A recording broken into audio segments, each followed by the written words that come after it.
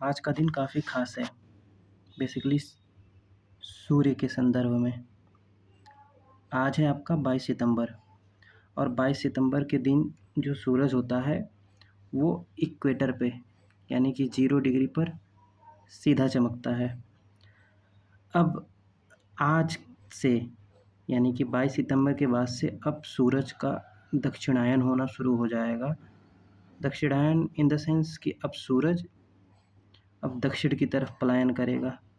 अब जब सूरज दक्षिण की तरफ पलायन करेगा इसका मतलब हम कहाँ पे हैं, हम 23.5 डिग्री उत्तरी अक्षांश के आसपास में हैं। अब हमारे वहाँ क्या होगा, अब जैसे जैसे सूरज दक्षिण की तरफ जाना शुरू होगा अब हमें महसूस होगी ठंडी, यानी कि अब हमारे लिए क्या आएगा, अब हमारे लिए आएगा विंटर।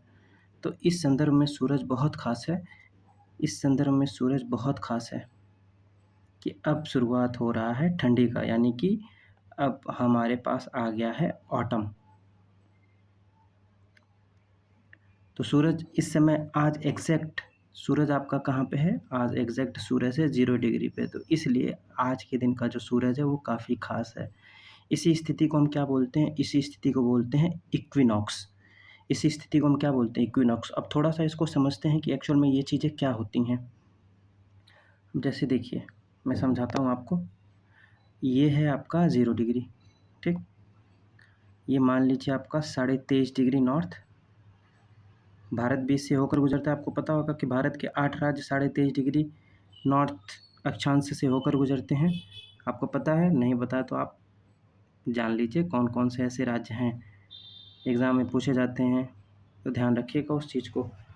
तो देखिए होता क्या है, ये 3 लाइनें इंपॉर्टेंट होती हैं जहाँ पे सूर्य का आना जाना लगा रहता है, यानी कि सूर्य इन्हीं तीनों लाइनों के बीच में ही रहता है हर साल, पूरे साल 365 दिन इन्हीं लाइन के बीच में ही सूर्य का ऊपर नीचे होना होता है। देखिए अब होता क्या है, हम 3 डेट लेते हैं।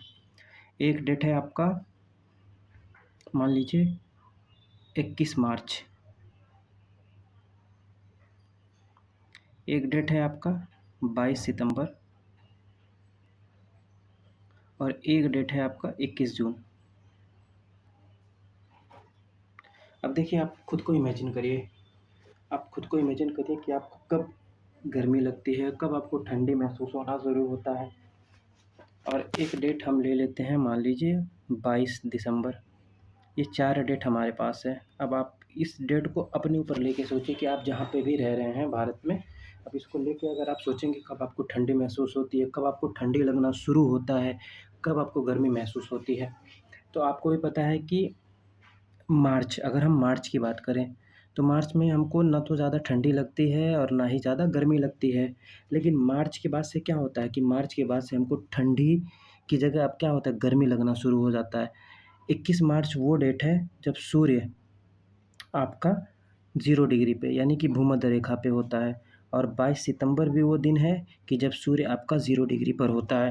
अब देखिए कैसे क्या होता है कि 21 मार्च को मान लीजिए सूरज यहाँ पे है 0 डिग्री पे, 21 मार्च को सूरज 0 डिग्री पे। अब सूरज क्या होगा, हमको गर्मी एहसास होगा, तो इसका मतलब सूरज अब हमारे पास आ रहा है। मार्च, अप्रैल, मई, जून, यानी कि 21 जून को सूरज सीधा कहाँ चमकता है, 21 जून को सूरज सीधा कर्क रेखा पे चमकता है 23.5 डिग्री उत्तर में, यानी हमारे भारत में, ठीक है। अब ये जून हो गया। अब उसके बाद फिर सूरज वापस आएगा जुलाई, अगस्त, सितंबर। अब सितंबर में सूरज फिर से कहाँ पे आ गया, सितंबर में सूरज फिर से आ गया 0 डिग्री पे।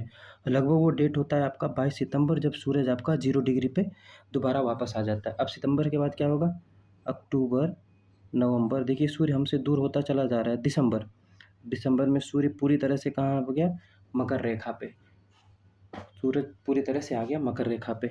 अब सूरज हमसे इतना दूर हो गया कि अब सूरज के प्रभाव से हम बच जाते हैं, और इसलिए अब हमारे को क्या महसूस होता है, अब हमको महसूस होता है ठंडी।